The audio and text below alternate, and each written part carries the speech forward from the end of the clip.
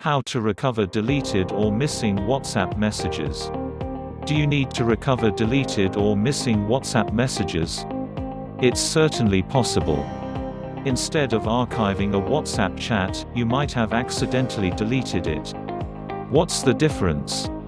Archived chats are easy to recover from within WhatsApp, whereas recovering deleted messages isn't so easy.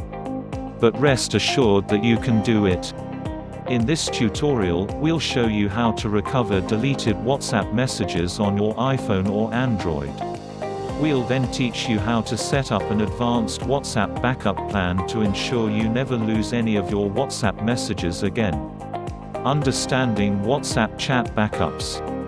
You need to have enabled chat backup in the app's settings.